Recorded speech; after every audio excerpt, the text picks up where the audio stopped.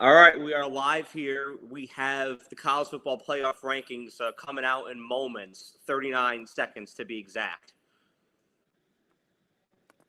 And you know, in a week where I didn't think that we would have much shakeup last week, obviously you expect to see Oklahoma move up ahead of Alabama, Yep. um, and the SEC looks closer to getting those five teams in than we thought. And I really thought that Oklahoma and Texas, would falter out and would end their seasons, but uh, Oklahoma, one team prospered and one team fell, and that's kind of the nature of college football. The Alabama losing was great for the SEC and terrible for I I can't even say terrible for Alabama. I mean it's not an advantageous position because now everything lies in Jordan Hare here and less than 2 weeks, and let me tell you that game is going to take years off of my life.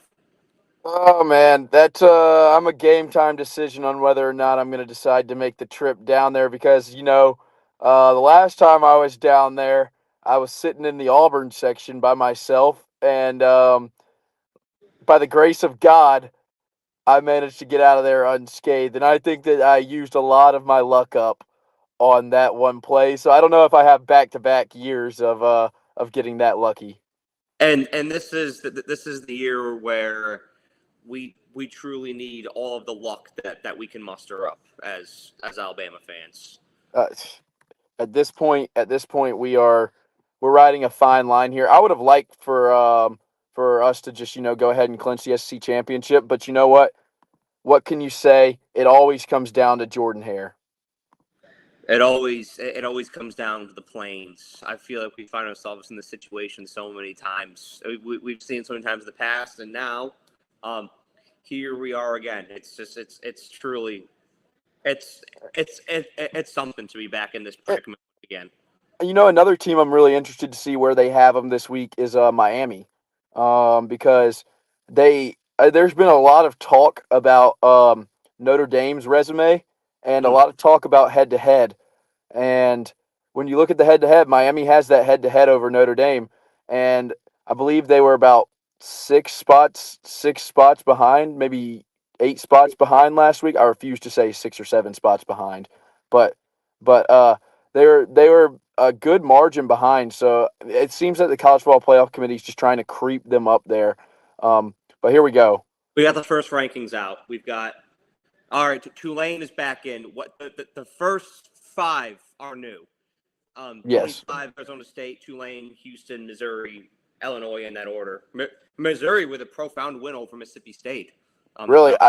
And that was a game last week that I really thought that Mississippi State was going to go in there and pull it off. But Holy shit! They dropped Texas 7 spots after the Georgia loss. and I think that's mainly just a kind of like that's the borderline of you're not getting in the playoffs. I think 17 is where they're going to put them. So I don't think they move up much after that. They can move up to maybe 14, I think.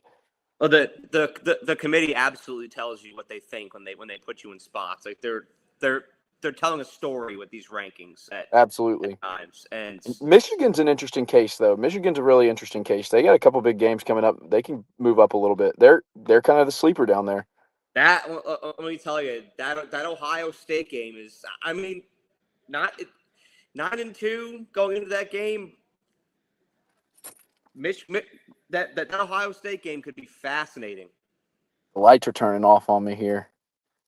All right, we got USC at 15 going into this massive matchup with Oregon that we're Wow, previewing weekends. that's going to be an incredible game. I'm super excited for it. We officially have a marquee matchup between those two. Like I was expecting it to be this high profile, but there are How, how, okay. Vanderbilt stays at 14. how about the Pac? How about the Pac-12 getting some representation this week in the Big Ten? I love it. This is a true Pac-12 game. I will always view that as a Pac-12 game. Me too. Vandy at 14. That game in Knoxville getting bigger. All There right, we are, and that's Miami 13. and that sets them up to just kind of sneak in there as a 2-loss team. They're kind of in that same scenario that Alabama was in last year. Yeah, and it's crazy because once again, just like 2017, it's going to come down to Pitt, Who is just sitting right behind them, and Pitt has a little bit more of a chance, I think, of controlling their own destiny. But Miami with a win over Pitt could. they're the committee could get them in. Okay, Utah, who's been just kind of hanging around there. Yeah. Utah's that team that like they just haven't vanished. They haven't gone away. This is a team I absolutely love. I mentioned them at the beginning of the year. Devin Dampier, Ryan Davis, Yeah, the two transfers from the same school. I love it, man. they're. I'm still getting my trust in with Dampier. Like I think Utah and BYU, the question marks are both have to do with the quarterback position. But man, both Yeah. teams are physical up front. They dropped Alabama to And, 10. and what about the Holy War, man? The Holy War coming in big here. Alabama at 10, it makes sense, but Alabama still controls their own destiny. And as long as you get into that SEC championship game, you will be in the college football playoff. Yeah, it's and At least you I should be, almost. because if not, championship weekend's gone. Oh yeah, and I would just like I would decline going next year if I went, played, and lost and get in. I would just say to hell with that. I'm not going in again. Okay, I personally I don't agree with putting Notre Dame above Alabama. I'm with you there as well. It doesn't make, but it makes no sense to me, man. How big of a win is Pitt? Do you consider the Pitt win that much bigger than? I mean, we'll see with common opponents. Most likely, if Alabama goes, they'll play A&M. So we'll see. well, and I think that's a real recency bias thing having Notre Dame at number 9 because they won Saturday. Alabama didn't, but Alabama has more quality wins than Notre Dame. So, all Oh, right, by a large margin. Oklahoma at 8, they move up 3 spots. They move up 3 spots, and you could argue that they should move up more. I I can mean, their losses aren't bad. Their 2 losses aren't bad, and well, you can argue one of them was because Mateer wasn't completely healthy. And I'll tell yeah. you what, that's one of the best defensive lines in the country, if not the best. So I could have seen them a little bit higher, honestly, even above maybe Ole Miss or Texas. I guess the head-to-head really plays a part here, though. So I mean, and they have a head-to-head with who I think could end up being a top 5 team. All right, Oregon, they're still a little coy with Oregon, or yeah, they're still a little gun shy with Oregon. So it's we'll I'm find out what Oregon's made of this week. yeah, no, we truly are because I don't think I'm not buying into them at all, and I don't know. I just haven't bought into them, and I'm sorry, I just don't see Oregon as a better team than Oklahoma, but I know they have 1 loss. So I personally don't either. Like a neutral site, I would take Oklahoma. Not through the hypothetical thing, but I would. We got Ole Miss at number 6, so yeah, both teams move up 1, which is a result of Alabama dropping. yes. Tech is a top 5 now. Ole Miss, that's crazy, but all right. I would 100% put Ole Miss above Texas Tech. I'm with you there, but how often has the college football playoff committee been on Twitter? That's the real question. They they've always hated Ole Miss. Yeah. I And don't know. Ole Miss does have some uncertainties going around with the Lane Kiffin thing. But I wouldn't. That doesn't take away from the team that they have. What they've done. I mean, they beat Oklahoma. We didn't. Yeah, yeah. Oklahoma. That's kind of where I thought Ole Miss and Oklahoma might be 1 spot apart. But Georgia, man, All Georgia, right. rightfully So, so. like fair and square, I have no problem with them being number 4. But to me, they're number 2 in the country. Interesting. So you're high. They're getting hot at the right time. It's all about timing. I'm not feeling that way about Alabama, and I'm feeling that way about Georgia. Is that they're evolving every week, and then okay, the top 3 is exactly how we would expect. I had Indiana and A&M flip flop last week, but after what we witnessed in College Station, this past weekend, I rightfully put Indiana above. As an Alabama fan, I'm looking at that. Oregon on the road would be a problem, but we've played in just as tough of environments. And then Indiana, Signetti, is DeBoer an evil genius here? They have Miami as the highest ranked ACC team. I think that's crucial to note. Um, and and once again, Ole Miss and A&M just seem like they're on a collision path. Now, let me ask you this: A&M goes undefeated and wins the SEC championship. Where would you put A&M? Because that Ohio State and Indiana are going to be playing each other most likely. It's most likely scenario.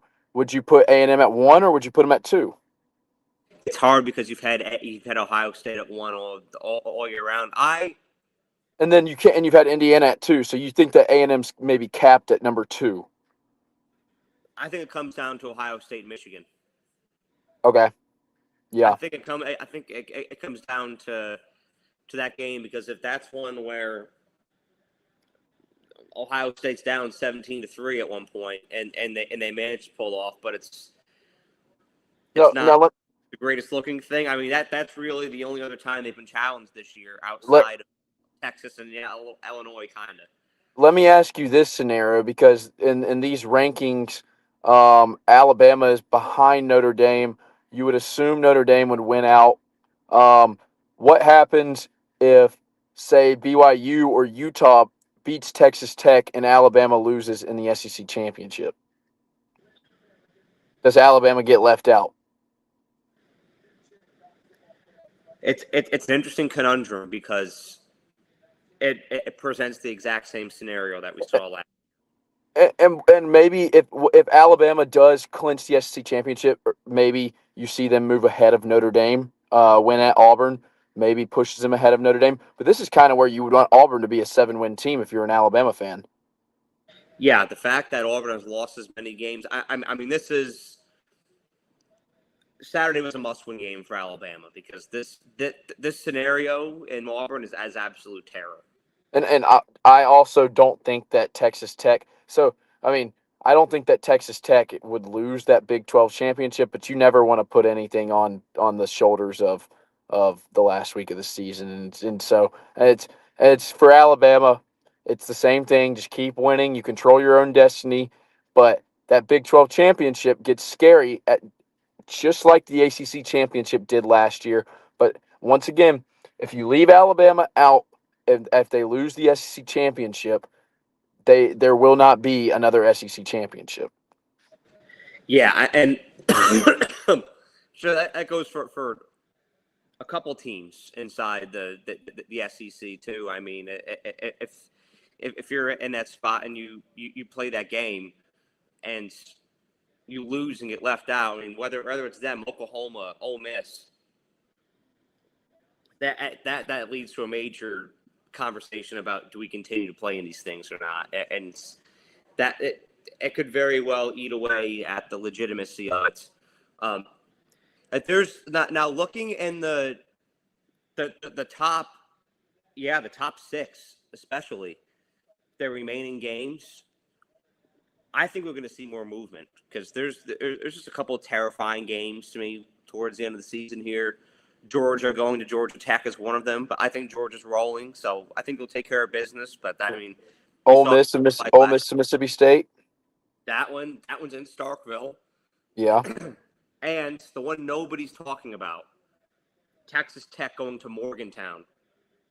My Mountaineers, man, and you know what those Mountaineers always do? They always either ruin somebody's season or get their season ruined late in the year. So, it's crazy. But I just can't see. And it's not like Oklahoma's scot free yet, but they're most likely going to take care of business, and so I think that there's about, and Oregon. We mentioned Oregon earlier. They're not out of the woods yet. No. And so with 2 weeks left in the season, it's going to be crazy. Notre Dame, I'm really bothered by the Notre Dame ranking. I guess you just can't really penalize them for winning, but it seems that it seems that you just penalized Alabama a lot more than I would for losing to who you now have as the number 8 team in the country, and really in a kind of a fluky game. I mean the one thing that I'll argue against Alabama is that they lost on Saturday, and I'm saying this as a fan here. Yeah, And it the last 2 games before that didn't look good either.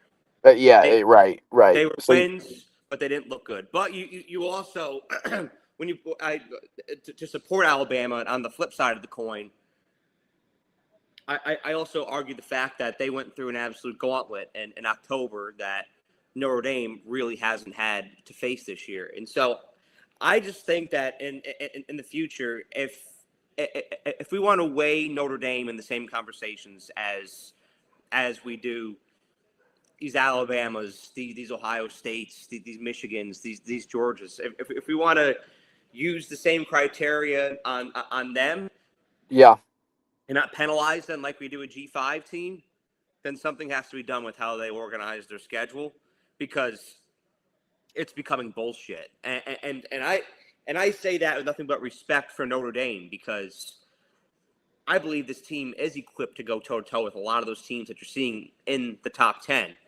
But I agree with you, but as far as the path to getting there, I mean, when you're looking at Boston College and Navy and Pitt is your hardest game remaining, I mean, and then you're putting that side to side with Alabama, who's playing, Oklahoma and having to go to the Plains to play Auburn, and you'll hear all the casuals say, "Oh, well, Auburn's lost a lot of games." Doesn't matter. It's a very talented team, and it's one of the hardest places to play in college football. A lot harder than anything Heinz Field has to offer. So, yeah, yeah, a team that shares a stadium with an NFL team, like it's I gotta say this too, and a team that is really it's an NFL town. It's not a college football town to begin with. Um, but but you wanna make the playoffs, go get it done. That's all you got to say. Go. We can speculate. We can speculate all we want. If you win your last 3 games, you're going to the college football playoffs. You've used all of your bullets you can possibly use. You've played Russian roulette. You've lost week 1 to FSU, and now you've lost week 10 to Oklahoma. You know what that tells the college football playoff committee? Is that maybe you're not, maybe you're not meant to be in this college football playoff, because how can we trust you to go win 4 games against top 10 teams? And now the devil's advocate there is, well, we've done that. We've beaten 4 ranked teams in a row. But I just it's Notre Dame. Notre Dame is the only team I have a problem with. Obviously, everything else is, set the standard. You kind of figured that was all going to happen, but it's really concerning for as an Alabama fan, personally, to see us in a similar scenario as last year, where because BYU and Texas Tech, or BYU and Utah, each have chances to move up, and they each have chances to win their conference championship. And clearly, you've seen they're not going to drop Texas Tech from 5 to out of the playoffs with 1 loss. So where no. does that leave Alabama? It leaves them as the 1 spot out, and it'd be a very disappointing way to end, really what has been a resurgent season for the Tide. But it's a lot of football left to be played and a lot of Yeah. results to be played out. But yeah, that's just the only thing I really have any type of issue with. I mean, hey, I really feel like if Alabama takes care of business and the Plains, like I said, there's some weird, wonky matchups that weekend. So I expect this conversation the Tuesday after Thanksgiving weekends. I expect there to be just as much shakeup.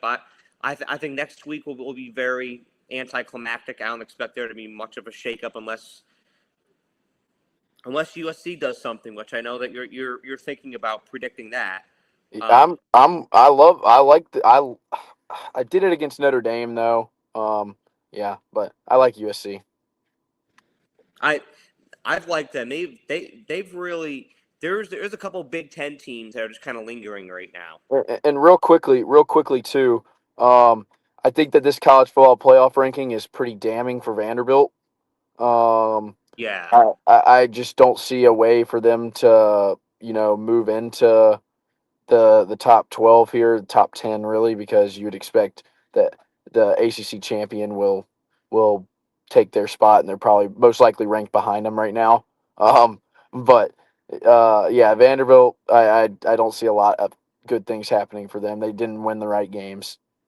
Well, and also, I don't think the losing is over for them either. So I don't think it's going to be even all that controversial at the end, because even though Tennessee is where they're at, I mean they've dropped an unfortunate amount of games. They've dropped more games than they should have for who they are. And man, if that is one game to think about right now, is if a few things went differently in the game of the year this year, Georgia and Tennessee, week 3, the conversations we'd be having right now would be fascinating, because we'd have a 2-loss Georgia and a 2-loss Tennessee, who I think both would have some leverage right now. So that's one of those games that we're going to go back and look at one point and say, wow, if that thing stayed the way it was rolling, how that would have affected everything.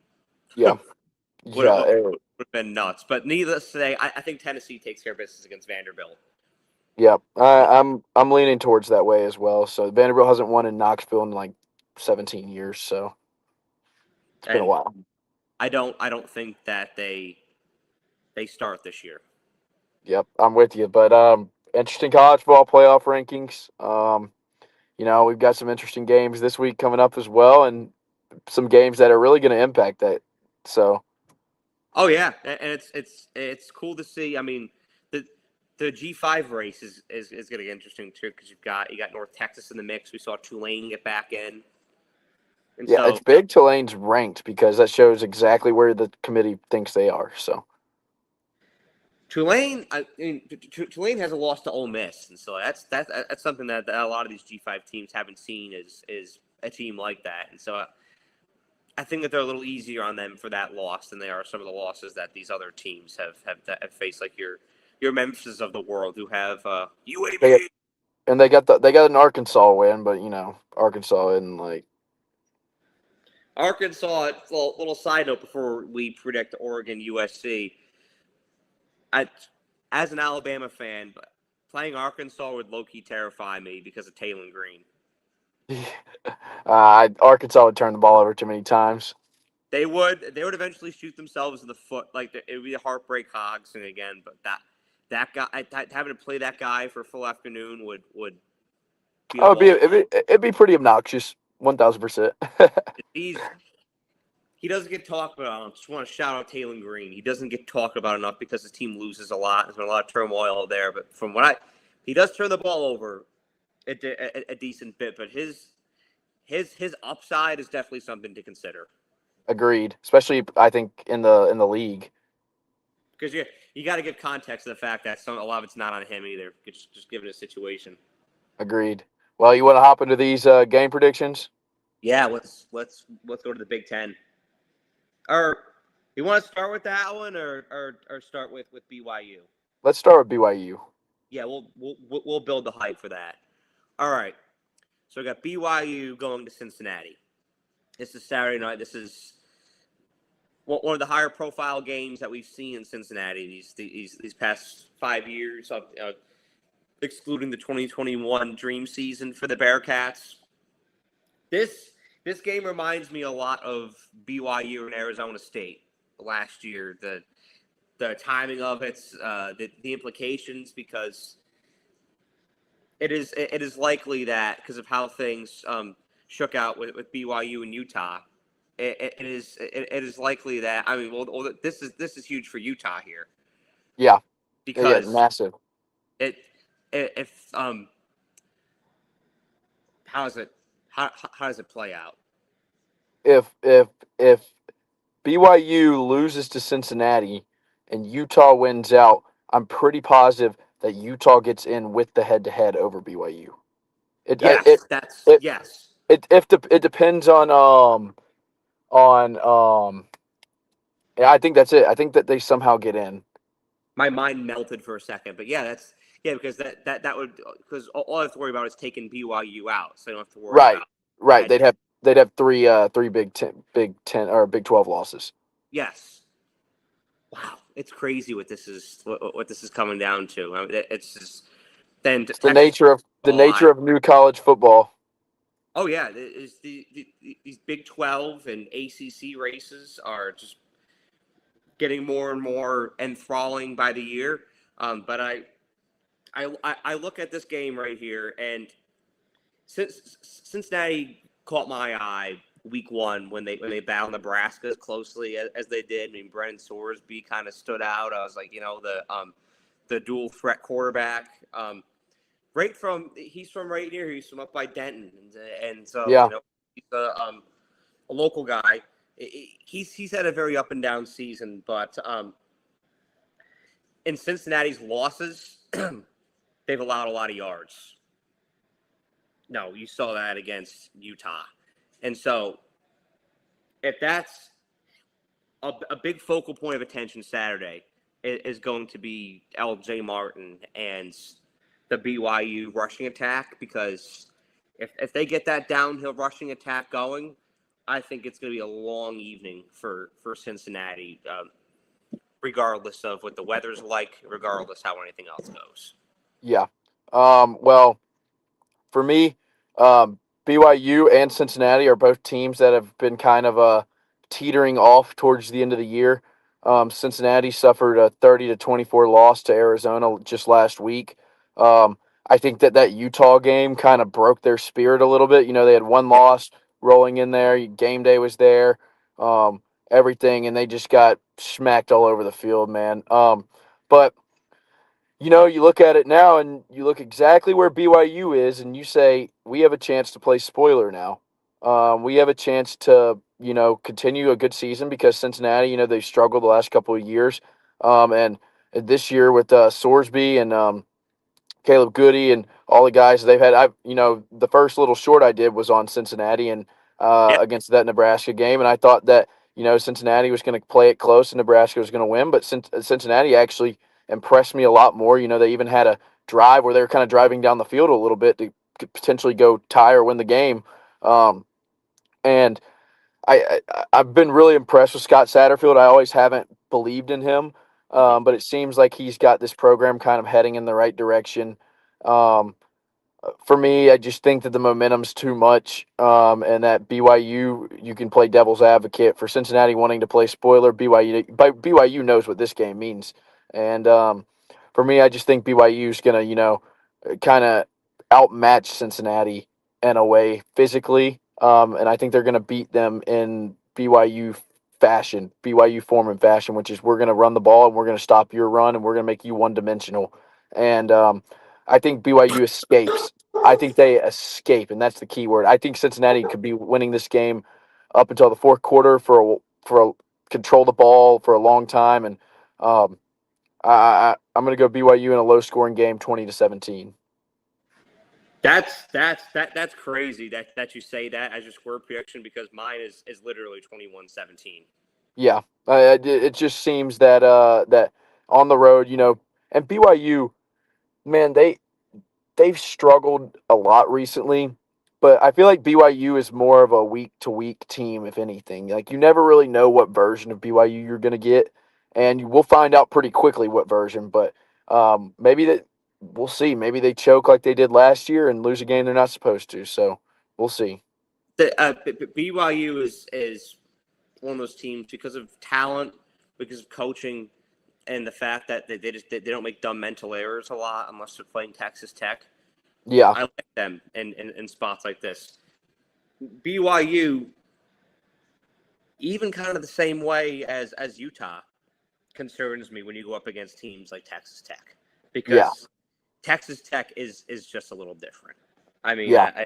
this is the best Big 12 team I've seen since we've gotten this new version. There's nothing like that last year. I think they're even better than Arizona State was last year. Like this, I agree. that team, They are. at the bottom, could absolutely beat an SEC team. Could absolutely beat a Big 10 team in the playoff. I could see them in the Final Four, and so and that's a buzzsaw game to me. To where if BYU goes back to Arlington, I think you get the same result, if not worse. Yeah, But the yeah, way I mean, the amount of alumni we have around here for Tech, but in this spot, even with it being up in Cincinnati, it feels like a game that's engineered for BYU, and they're going to capitalize on that. I'm with you 100%. All right, let's go over to the other crazy conference right now, where there's just a lot of jibber jabber going on, if you will. We've got Georgia Tech and we've got Pitt, and so Pat Narduzzi said last week that he doesn't care if he loses that Notre Dame game 109-0. It's a non-con. This is where he's investing all of his energy. So kind of like you were saying when we were talking about this game off the air, were they saving all their energy for this? Yeah. Or are they really? Because we've also seen Pitt slope off late in the season as well. I mean, we saw that last year. I think they were 7-2 at one point, finished 7-6. Like they completely fell off a cliff. So that could also happen here as well. But I just think it's interesting them going into Atlanta. Yeah. For me, this game all comes down to Haynes King.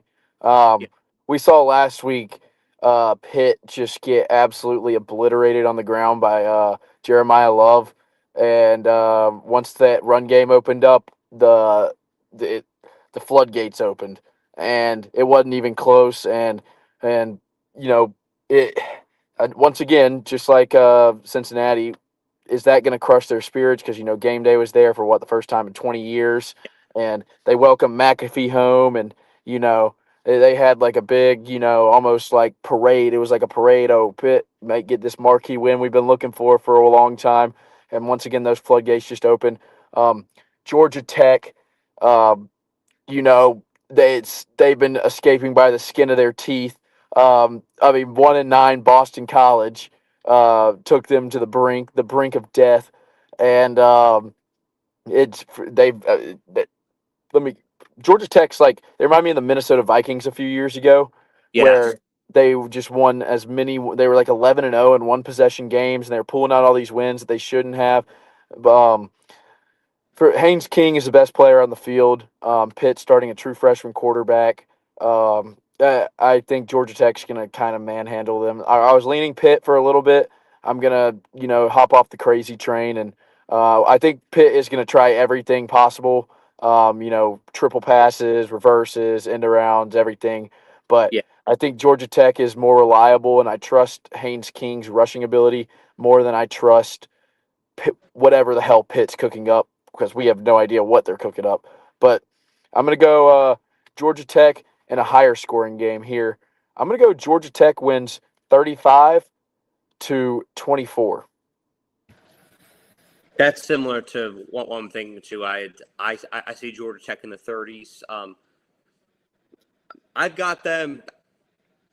I've got Georgia Tech winning 38-23.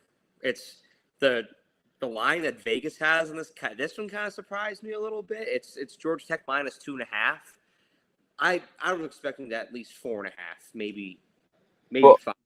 And I think that part of it just comes from Georgia Tech in recent weeks. Obviously, the loss to NC State, the escape route against Boston College, and even earlier in the year, the whatever escape they had against Wake Forest on that 2-point conversion. So, I'll tell you this though. They need this game badly, because we've seen what Notre Dame just had, how the committee valued that win over Pitt last week. So it'll be interesting to see if the committee gives Georgia Tech that same respect for a win over Pitt that they just gave Notre Dame. I had a excuse me, pardon me. I had a theory, and I'm gonna make a video about it at some point. But I had a theory a few weeks ago about designating this week right here for just randomized matchups that people want to see, that you schedule 2 weeks before this week comes. And so what I mean when I say that is like Alabama, Ole Miss. Yeah. Ohio State, Indiana. I would like to see just Georgia Tech and Miami duke it out. I just want to know. I just want to know who's the best team in the ACC. I think it's one of those two. I like that. I like that too, because maybe make it optional for teams. You can keep the team you originally scheduled. Now I know that This is just all fantasy, anyways. But Georgia Tech and Miami could both use a win against each other, and so I don't think either of them would decline that game. And that's that's what I'm saying. It's hard to get a gauge on some of these teams, and some of these teams. I mean, it's almost like when you're late in the semester in high school or college, you need some bonus points. Yeah, That's like what this weekend would be. It's like that extra credit opportunity, right? If you're Miami and you get a win over Georgia Tech, that's another feather in your cap. absolutely. So maybe the committee looks at you differently. I'm sorry. I know I made a video last week about the ACC kind of being wide open with chaos and everything mathematically the way that it was. But if we're being perfectly honest here, perfectly direct and honest, I just don't think that there's any way that Virginia or SMU or teams like that are like among the top in this in this conference. It's the or in the case of Duke last week before they lost to Virginia. I just don't think there's any way in hell that those teams are as good as Miami and Georgia Tech.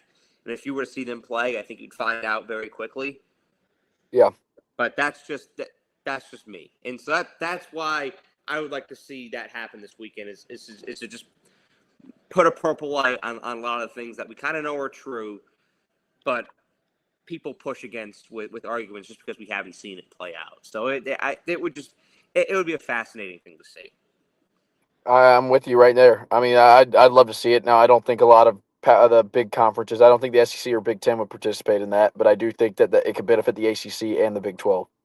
I think they would chomp at the opportunity. It would be tougher to persuade the other two just because, the We know how they. you don't want to fuck Ohio State's resume up. You don't want to fuck Georgia's resume up. So I get that. We know how the SEC and the Big 12 operate, or the Big 10 operate. Oh, they're very very protective, and they should be, honestly. Very, With the way that he evaluates them, they should be. I say protective. You say protective. I say stingy. That's a good word too. Hey, the reason why I don't get mad at them for doing it is because of the discussion we had earlier with Notre Dame. You want to play that game, well, you're not going to try to fuck me over. I get why they're a little protective, a little stingy with that, if you will. If you're going to have Notre Dame in the same conversation, I think it's fair. I agree. All right. We made our predictions there. We are both going with Georgia Tech. We have two of the same here. Let's find out if we have three of the same going in this weekend. And just a little announcement that this is a light week just because it's not as combustible of a weekend as the following one is going to be. So we might have a rivalry week bonanza. Next week's show may run longer. Like it may be possibly a 90-minute show. There may be quite a few games we have in there next week. Yeah. So we'll cover whatever we need. We'll cover whatever we need next week. Yeah. Well, next week is going to be an empty the tank kind of week. I mean, it's the regular season grand finale, so I'm here for it. But we're putting a little load management this week, and not quite Kawhi sitting out. We won't make you fly out to LA just to have your son not to be able to see his favorite player, but we'll still come on. But it's we're pulling the reins in a little bit. Speaking of which, LeBron is back tonight for his 23rd year, and guess what? He's still a complainer, and Boston still ran him out of Cleveland. That they did. Caps off to that. I stand by that too, and plus his fan base is one of the cultiest I've ever seen.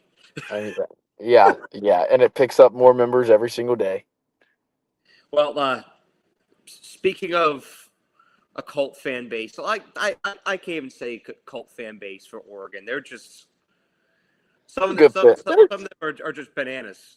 They're Phil Knight prodigies. But shout out to my guy Dominic, Duck Zone 503. I'm having him on tomorrow night. We're gonna be talking about this game going on, and so. Hey, I've never had a problem with Oregon. So. Oregon. I don't know if I've ever said this on the show before, but Oregon was my first love before Alabama. Wow. I think because you told me that. I don't know if you've said it on the show though. yeah, they were my first love. USC was never my love though, and they never will be. Um, but still, even with that said, I don't know about you, but I think we touched on it a little bit earlier. USC has really impressed me this season because we had a preview on them this summer, and neither you nor I were like super high on them, just No. because we were thinking that there were points in this team where they lack some depth. But there's been multiple times this year where they have just found a way, and bigger, higher profile games, the Nebraska game being one. I Yeah. mean, they just seem to find a way to win. And Jordan Mailata, or Jay Mailata, at the quarterback position. I, I thought he was going to be decent this year.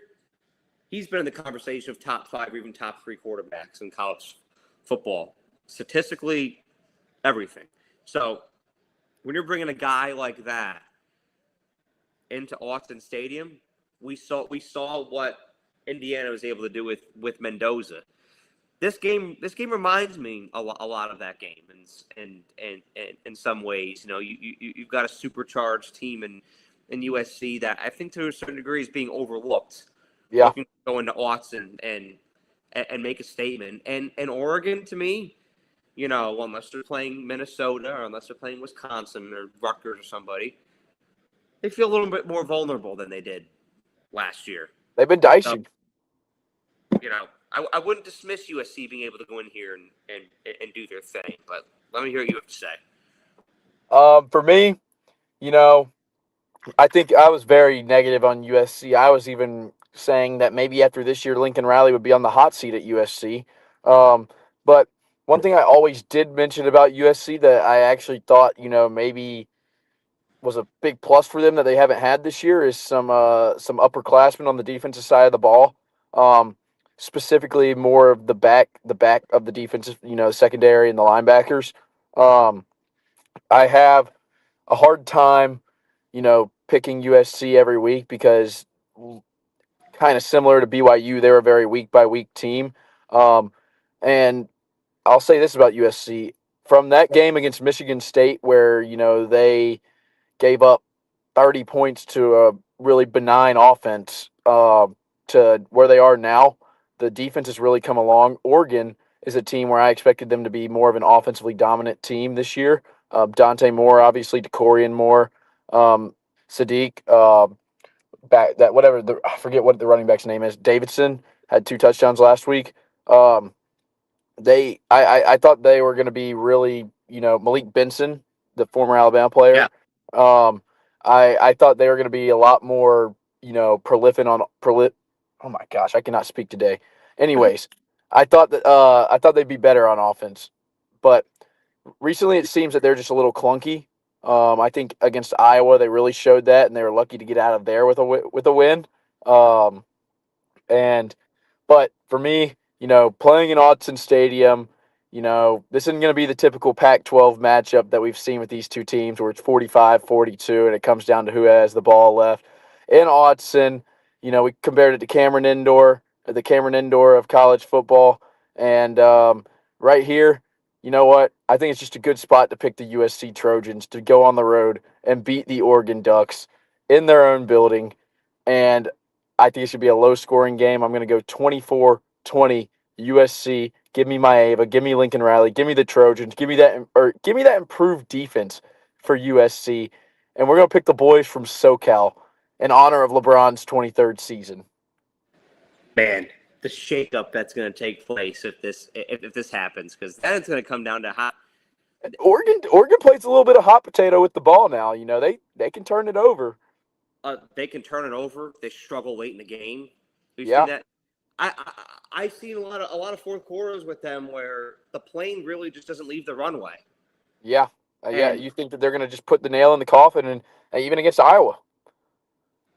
I mean, they had that masterful drive, but they let Iowa score in that last possession, and Yeah. so they kind of put themselves in that position. And so I feel like USC can absolutely expose some of Oregon's vulnerabilities and we got to talk a little bit about injuries when it comes to Oregon's wide receiver depth too, because both the Corey Moore and Gary Bryant Jr. are battling injuries going into this Yep. game.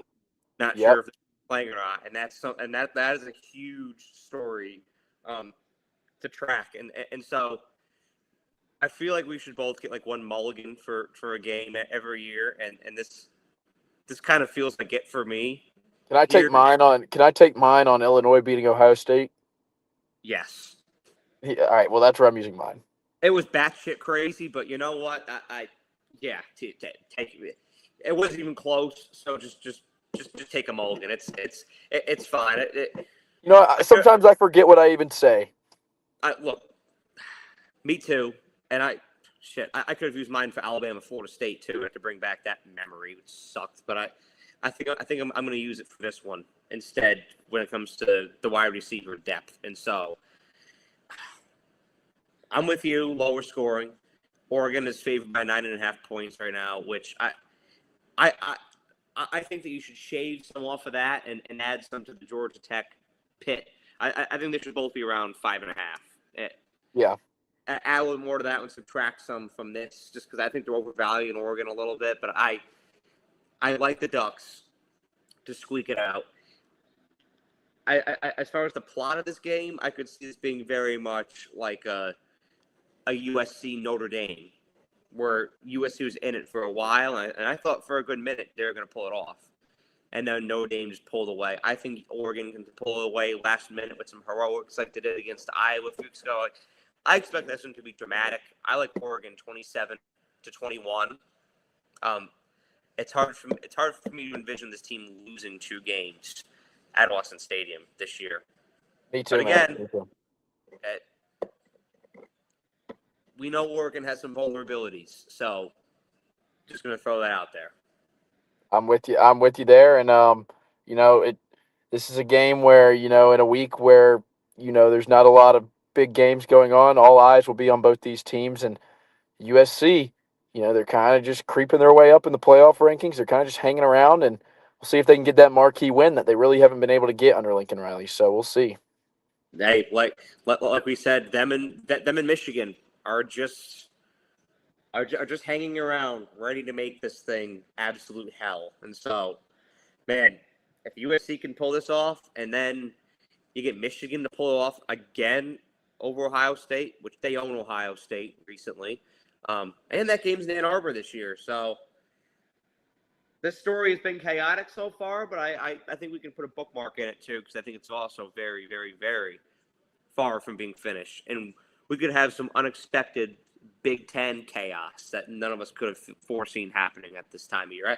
I was expecting this to be a 4-loss USC team at this point, and a potentially undefeated Oregon team.